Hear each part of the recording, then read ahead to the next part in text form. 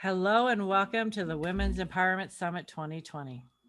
Today I'm honored to have my Canadian friend Anne Max with me, and she is a productive specialist and for the past 21 years has been the owner of Productive to the Max Limited. Her passion is to help entrepreneurial women transform their business into action by providing a safe space to look inside themselves and set a path to success and productivity. She knows what it is like to be overwhelmed by the curveballs life can throw at us, and we certainly have had a lot this year, and how to Yes. overcome it all to keep going forward to follow our dreams, which we are here to talk about. We have lots of ideas and goals, but feel very disoriented and unproductive. So, Anne works with you to transform your business into action so you can become more productive and organized in all aspects of your life. Thank you so much for joining me today, Anne. Oh, it's my pleasure. It's so nice to see you again. And I'm looking forward to this. Awesome. Thank you. So I know this is the first time we've actually been on a summit together since 2013, which was Hmm. pretty cool. Yes. But, and you've done a lot for women, and I absolutely love that. Oh, So thank you. I'm excited to have you here and to talk about sort of what started it all. What was the pinnacle that said, hey, I want to help women? Mm, I'm trying to think of which point. I think the pinnacle was about, um, I guess maybe about 30 years ago. Perfect. Yeah. I was I finally, it takes me a long time to get into things, and I finally realized that I had been living my life responding to other people's needs, and I had been going through some very, very difficult times in doing that.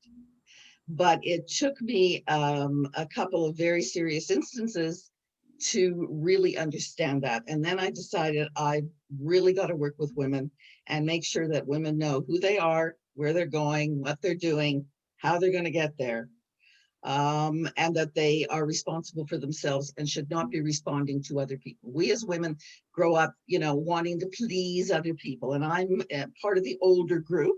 So I was brought up in that mode. I was never asked what I thought and how I felt. And it's so different from the way that everybody's bringing up their children now, and the way I brought up my daughters.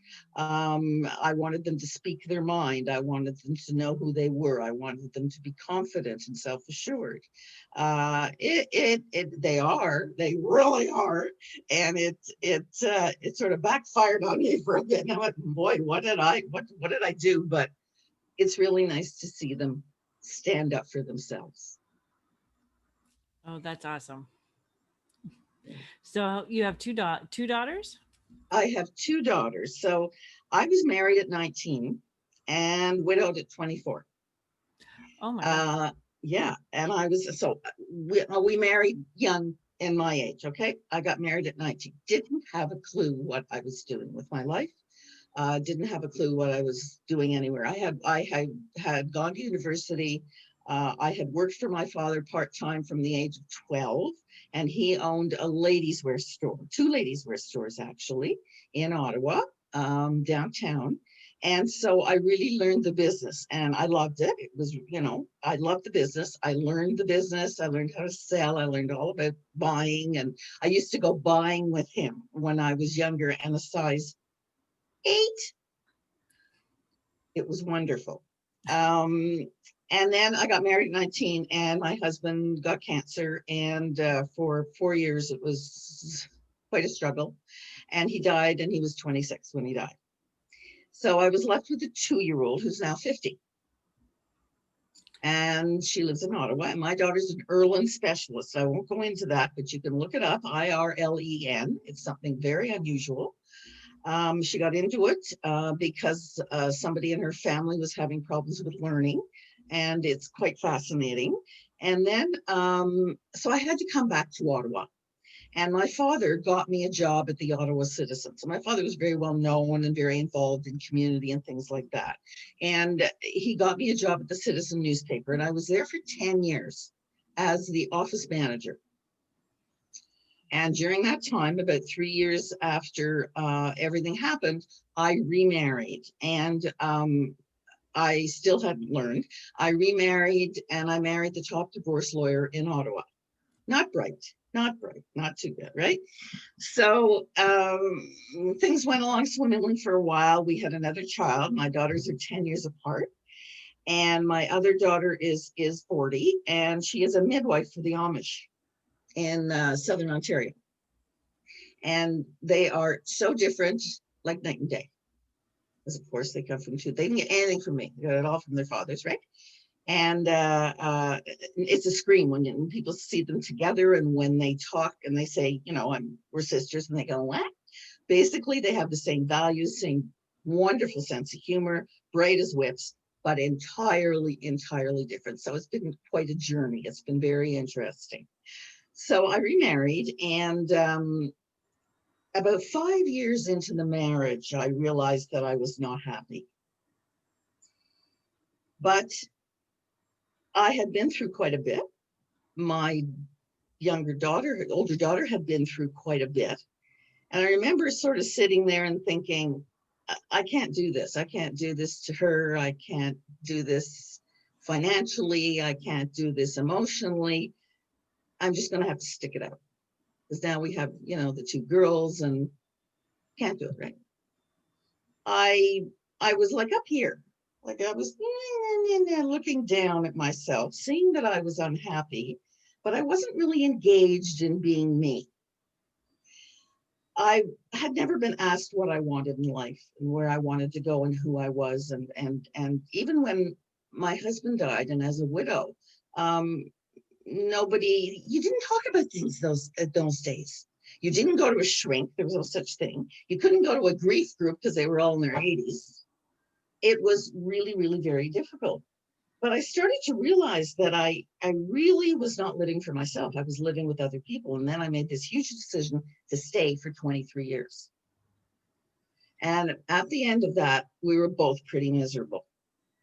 In the meantime, I had left the Citizen because I had sort of reached the top and couldn't go any further.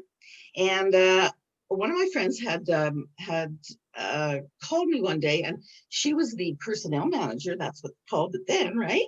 It wasn't HR, it was personnel. And she was the personnel manager of a place called Bretton's in Ottawa. So I don't know if you remember that store, but it was absolutely a beautiful, beautiful department store. And she said, I'd like you to go in and take a look. I'm not going back into retail, says I on the phone. Okay? There's no way. I mean, right? Okay. So she knew. I went in, and in 5 minutes I was smitten.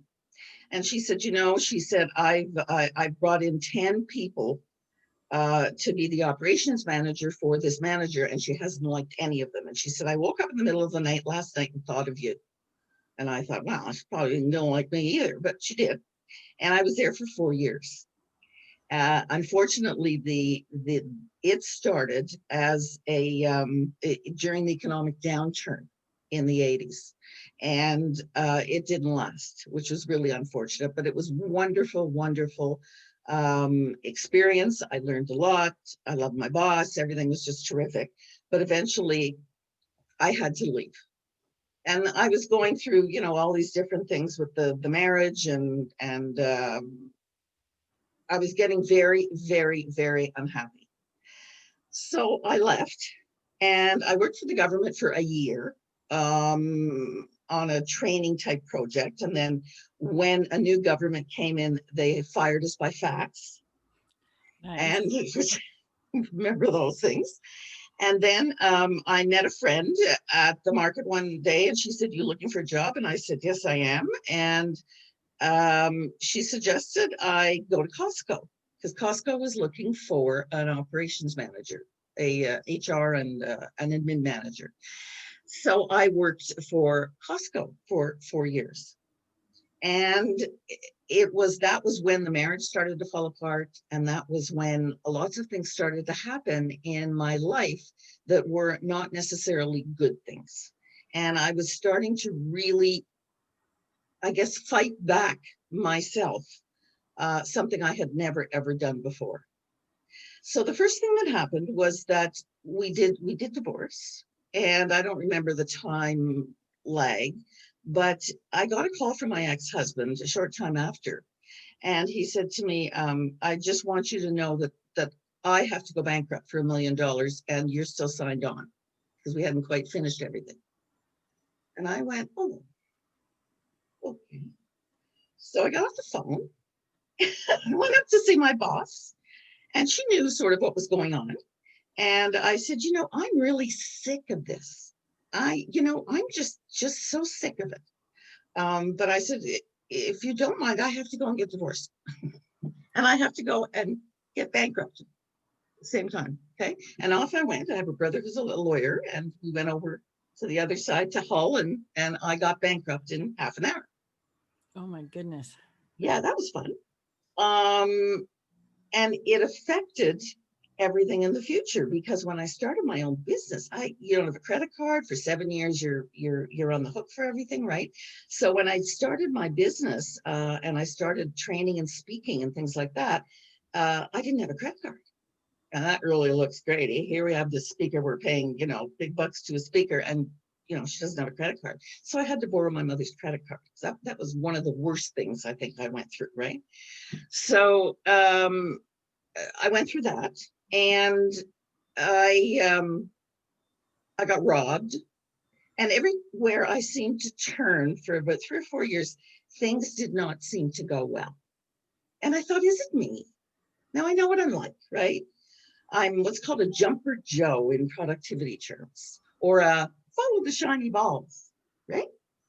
I can't sit still. I'm very creative, but I'm whoop, whoop, whoop, whoop, okay? And I've always been like that. And that's sort of ultimately what led me to what I do now, is just the productivity. So I eventually left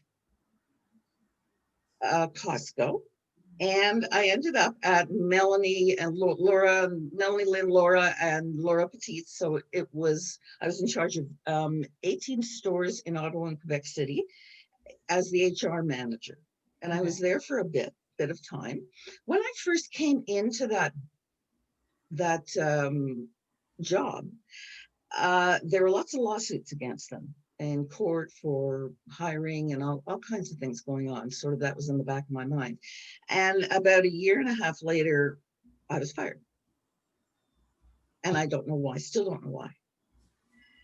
And I wasn't young, and I wasn't particularly well.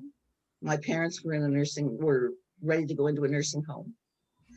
And it was just a very bad time. And I remember when it happened, it was like, I can't believe this is happening to me. It's like somebody saying somebody died, or there's a fire at your house, or your kid's missing. And I remember sitting in front of the store and thinking, I just don't believe this. So what was I going to do? And by then I was with my current husband. I've been with him for 23 years. Actually, we got married 3 years ago. And he was as shocked as I was. And I remember calling up and saying, just, what do I do now? So I did know from previous experiences of having difficult things happen, that you really have to take some time to settle and to think, to contemplate your navel, which of course is nothing I ever have done, because I'm just not that type. But when the serious things happened to me in life, I realized that was something I really had to do. So I took care of the medical stuff, took care of my parents, and then I sort of sat for a couple of weeks and contemplated my navel. And I thought, what am I going to do? So I did some research, love doing research. And I researched what the top 10 businesses of the future were going to be. And one of them was professional organizing. And I thought, oh, well, that sounds good. Because as you can well imagine, my self-esteem was, okay. When I got divorced, I remember saying to my ex, you've taken all this, but you can't have that. You're not getting it. So out. And that's the way I felt then. So like I would have worked at McDonald's, which with my experience would have been sort of not the best thing to do if I didn't have to, right? So I thought, okay, I think I'm going to be a professional organizer. And I remember telling my he was my partner at the time. We went up north. We used to go up north every couple of weeks. And I was sitting across him in this lovely restaurant. And I said, I'm going to be a professional organizer. And he went, oh, okay, dear. He's always been very supportive. He says, I didn't have a clue what you were talking about.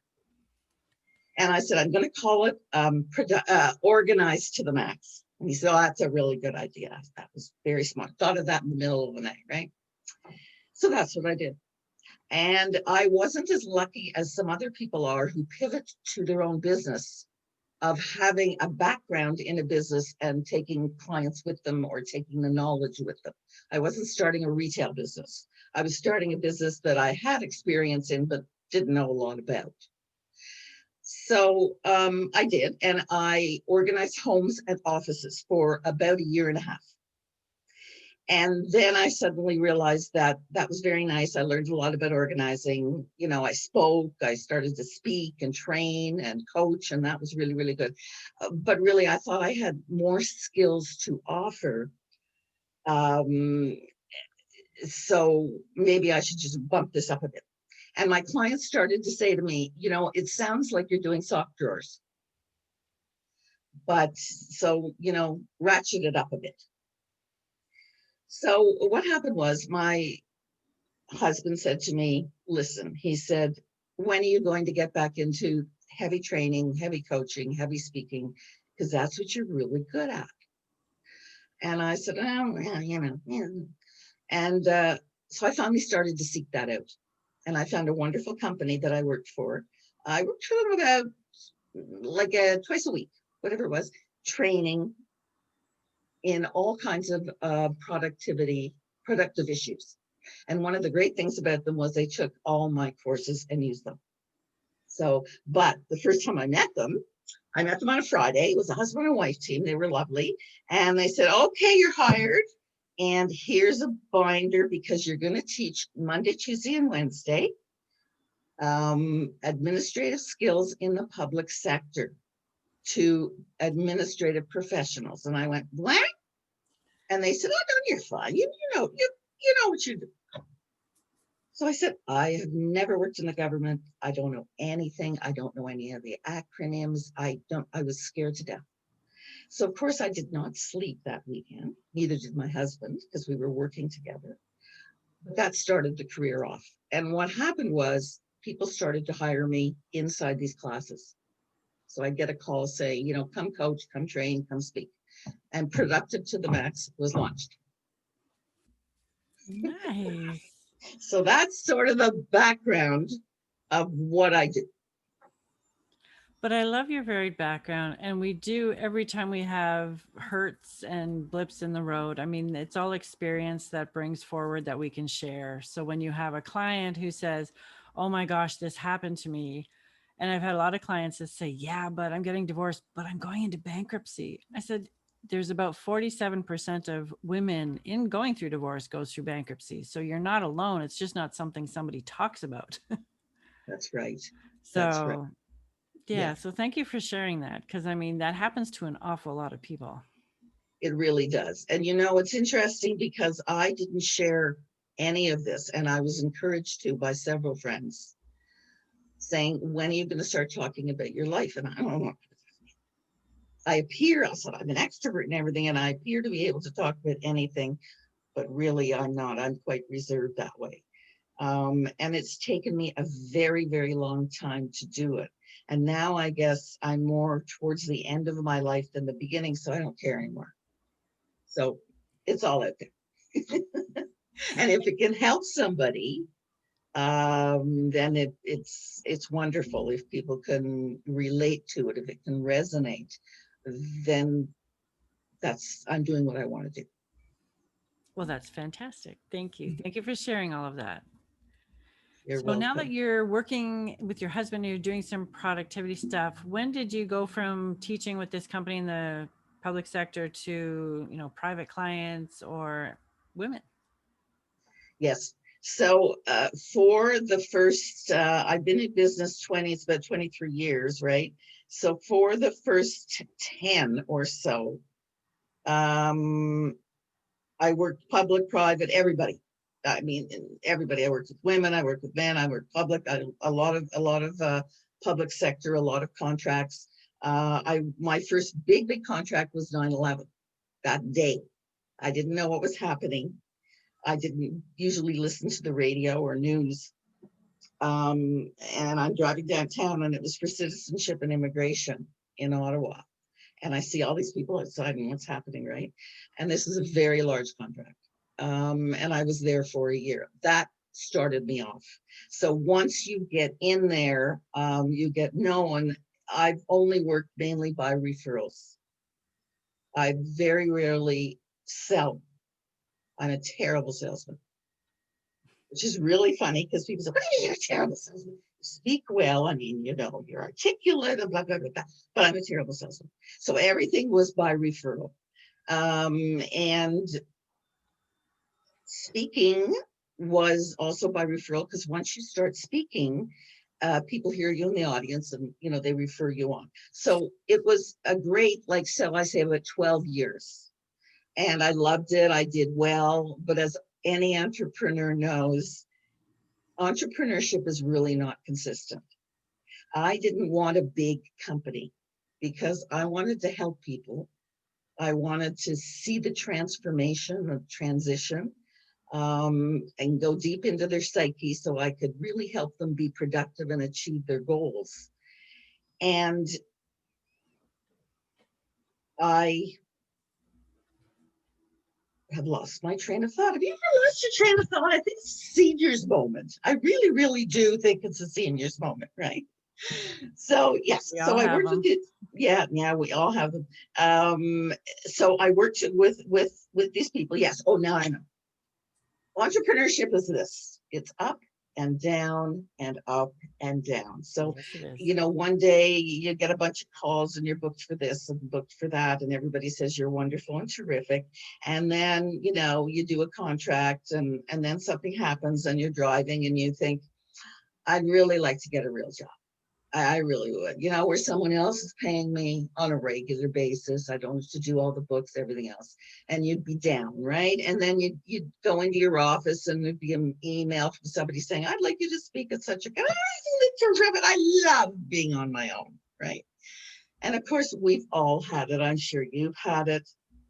So it wasn't all roses, but it was wonderful. I created a huge mailing list. And one of the best things I think that I like about it is that my clients always came back to me.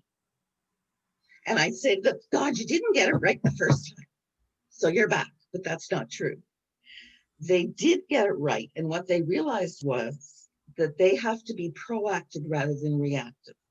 So in my business, I get people who are already in trouble. Okay, they've tried to change things, they've tried to do things, they've tried to pivot, they've tried to create something, and it just didn't work, or something happened that it's not working anymore. And so we are being reactive rather than proactive with them. And I have to literally bring them back to the beginning, which is what I did when I was going through things. I literally had to go back to the beginning, contemplate your navel, decide who you are, where you're going, what you want, what you need, what your vision is, what your values are, what you really want to do.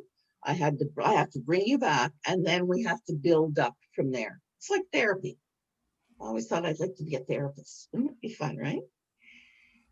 And that's what we have to do. So I started to realize that most of the clients I got were women. And most of the clients that I treated differently or had to create a different journey were women. Men are a little bit more black and white, and they aren't necessarily as reflective as women are. I know that, oh, I love my male clients. They were wonderful, but to get them to talk about themselves, and I usually don't have trouble with that, was sometimes very difficult, especially if they were engineers or accountants or things like that, right? So anyway, what happened to me was, about 13 years in, I'm looking across from a very high level client, coaching client who I adored. And she's talking, and I'm thinking, I don't really care. I don't give a damn. I've heard that before, and I don't care. And I'm thinking to myself, no, that's just not nice. You shouldn't be thinking that, okay? This client is a wonderful client paying good money for you, for your expertise, and you're sitting there thinking, I don't give a damn. So I went home and said to my husband, I'm burning it, which is not the first time in my life, okay? When I was at Costco, I really burned out because I had been going through so much. But I'm a jumper Joe, so I'm the type of person that goes, and then dies. Okay? And I was like that, I swear, for the first 40 years of my life. Every 6 months, I would get sick. Every summer, I'd be in the hospital for something. And every winter, when we finally got around to going on vacation, I'd be sick. And I finally learned when I went through everything in the bankruptcy, things like that, that I have to change the way I'm working. Okay. I can't go and go like this. It's just not working. So I had to regulate what I was doing. And that made me be more productive too. It made me write everything down, and it made me, time things, and it made me plan much more in advance. And it made me aware of what my body was feeling and taking care of it even before. I was the type that if I was sick, I'd still go in, which is like the stupidest thing to do, right? Yeah. Or if I, and now as an entrepreneur in any way, shape, or form, and especially now with COVID and everything else, you have those days. So you have those days when you come into the office and you go, I don't want to be here, but I got this to do and that to do and that to do, okay? But if you really are feeling that way,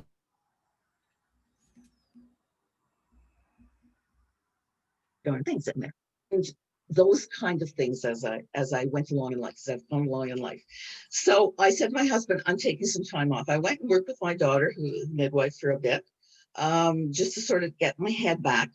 And I came back to Ottawa. And what happened was I hadn't been feeling well. I'd been having a lot of issues. And it took about a year to find out that I have osteoarthritis from my neck to my bum. And I can't walk for more than half an hour or stand for more than half an hour. So you can imagine what that has done to someone with my kind of energy. And I have fought it for the past 4 years. Oh, Like, absolutely. The yeah, pain, the this anguish, the can't, frustration, right? this Totally can't be. understand it. Yeah, well, you mean I can't get up at 5 and go to bed at 12, you know?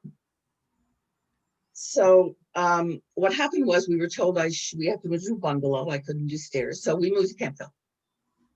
And for 2.5 years, I really didn't do a lot with my business, but I did start an Eastern Ontario Women in Business group in Kempville and grew it from 7 people to 87 people in 3 months.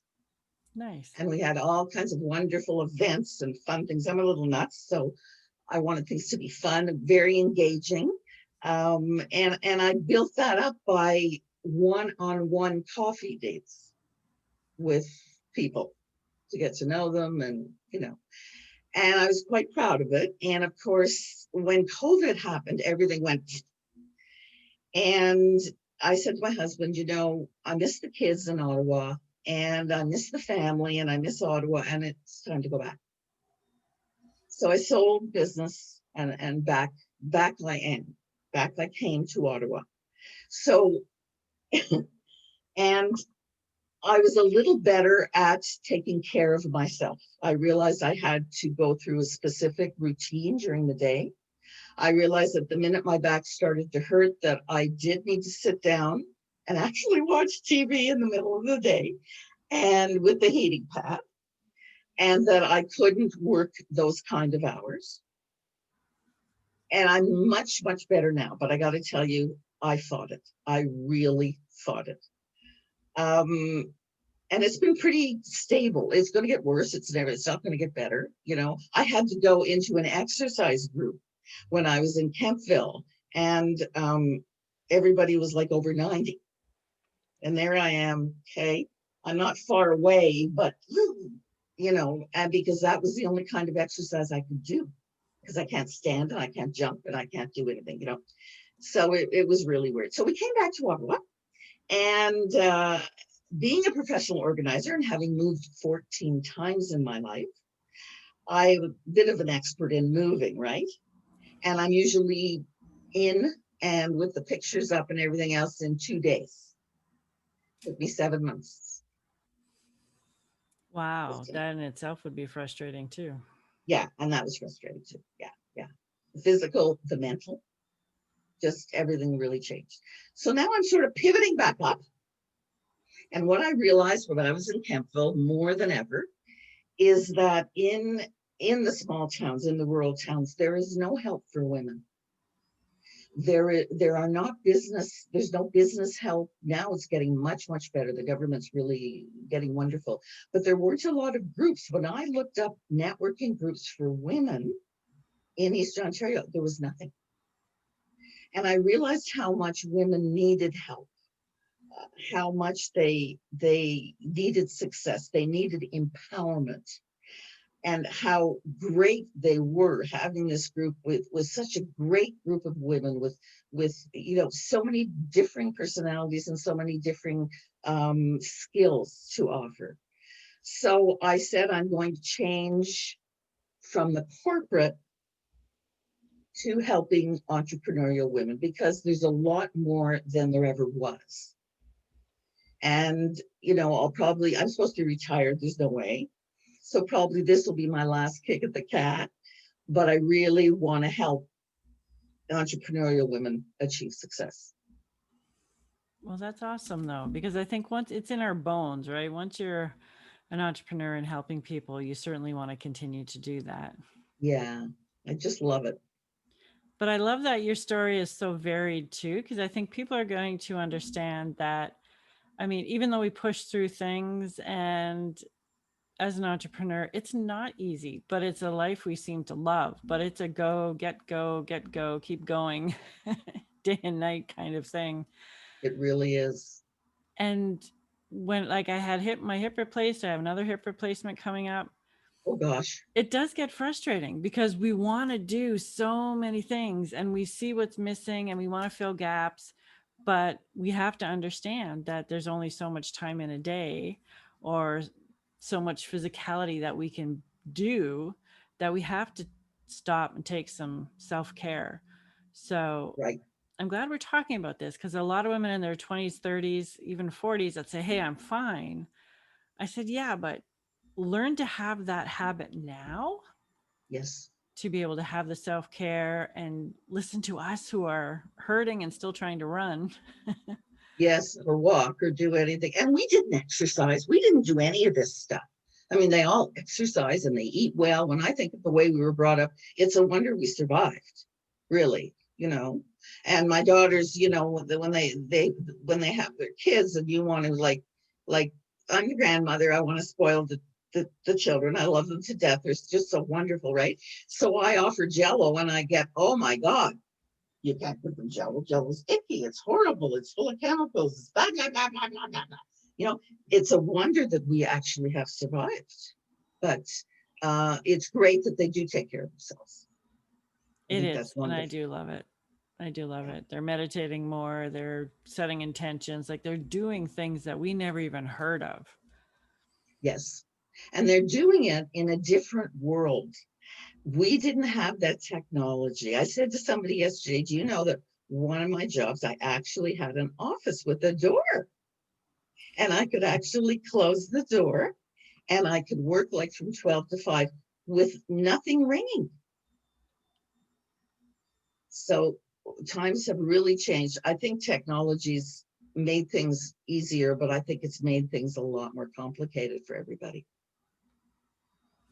True. And with this past year and the isolation people are having, it's great that we can do this and we can chat and bring this to women, but it would be so nice to be face to face again Oh and be in gosh, a yes. room and hug someone who's crying and say, hey, we're here for you and holding space for you. So, yeah, it's done a little differently and hopefully we'll get back to that. We will get back to that one We day. will get back to that. Like you see, Australia's doing well now and Ottawa's doing okay.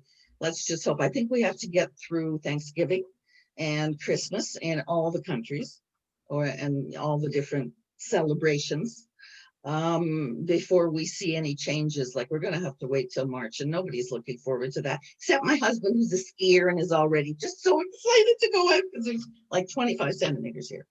Okay, good for him, not me. That's not for me. There you go. Enjoy the snow. That's right. So, for women, when we're talking about sort of mindset and intuition, does either of those play any part in what it is you do? Oh my God. Intuition, definitely.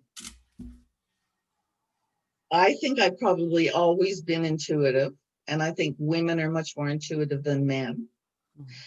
And I think being intuitive and having intuitive clients has helped me because I can usually ascertain what's going on even before we get to that point. And I have several clients who are extremely intuitive, and I'm helping them use that in their business because I think it's a wonderful skill. And it's like knowing something about somebody that's a secret and then getting them to reveal it. And I love that, right? And mindsets, you know, it's really interesting because I did an interview a few days ago, a very similar interview. And when I got off the interview, I thought, I've never thought that I'm particularly, I mean, I know I can do things and I'm smart and I'm creative and I can really do anything I want, which is not a good thing either. But I never thought that going through all these things in my life, people would think was so wonderful. I've never thought that. Isn't that the funniest thing? And when I started to go through it all again, I thought, oh, isn't that interesting? I guess I could step up and I could, set my mind to do things. So there was no choice when I was going through what I was going through in life. Okay. Something happened. You have to do it. You have to take care of it. You have to take some time and and that's my mindset is just get it done. Get it done nicely, get it done well, get it done without hurting people, but get it done. But you need a plan for that, especially if you are any kind of a personality that's not just mellow. Everybody's got their, you know, but planning is so important. And in order to plan, you've got to set your mind to doing everything that's on that plan. And then we need to work on is all the productivity issues that come up, like the lack of self-respect, the lack of self-care that always comes up, things like let's see, different personality types have different types of things. Okay, there's the perfectionist, right? So why are we perfectionists? And a lot of the time it goes back to family things. It goes back to trauma from the past. I said I should be a psychologist because all of this does come up. So once we set the plan and once we put it in place, then people have to have the mindset to stick with what they're doing and to open themselves up to the reality of who they are. And that's quite difficult to do. But, with people like you and me, who we can help them and we like them and we're very intuitive, I think it definitely can be done. I think so too. It just Yeah. takes, yeah, some guidance sometimes for us to show them what they already know, but they're just not seeing it. Yeah. And, we see the negative, we see the what I can't do. We never see the positive, and I always try to turn everything around so that it is positive. That I know I have a positive attitude, which is really great, I guess. And I like having a positive attitude. I don't like negative people. I don't like negative things. Um, but we need to turn those things around. We're always telling ourselves that we're not doing things well, not doing things properly. And that goes back to the parents and everything else too. I used to do really, really well in school. So I'd come home like with a 99, and my father was always a bit of a comedian. And he'd say, "Oh, well, how come you didn't get 100?" And that really bothered me. And I remembered that, right? Sometimes your things aren't so funny, right? So we have to look at that and say, it's not really a negative. Let's switch it to the positive. And at certain times, and I'm probably going to get flack for this, we have to grow up. I totally agree.